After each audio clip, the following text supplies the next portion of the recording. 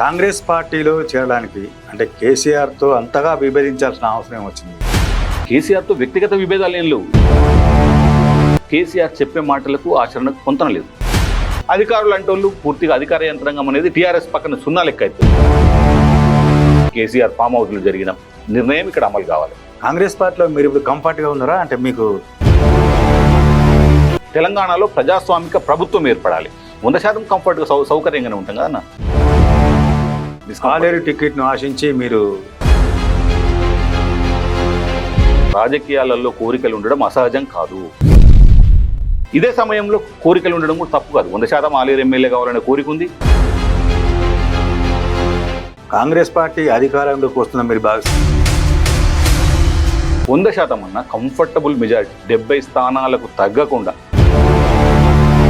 ధరణిని మీరు ఎందుకు వ్యతిరేకించాల్సి వస్తుంది? అంటే ధరణి సీఎం కేసీఆర్ గారు కూడా ప్రజలతోటి స్పందన తీసుకొని చెప్పారు. తెలంగాణలో ఇవాళ ధరణి ఇంత పెద్ద కుంభకోణం మీకు తెలుసు. కేసీఆర్ ఆర్గనైజ్ చేసిన మీటింగ్లో కూడా ధరణి ఉండాలన్నా వద్దు అంటే వద్దు వద్దు అని చాలా స్పష్టంగా ధరణిని కె తారక రామారావుకు చెందిన ఒక బినామీ కంపెనీకి ఇవాళ డబ్బులు కట్టాల్సి వస్తుంది. నీ కాళ్ళ కింద భూమిని కేసీఆర్ కుటుంబం గుంజుకుంటుంటే ధరణిని ఖచ్చితంగా మేము ఇట్లాంటి ఈ దారుణాలను ఆగడాలను అడుకట్టడానికి ధరణి రద్దు చేస్తామంటాం.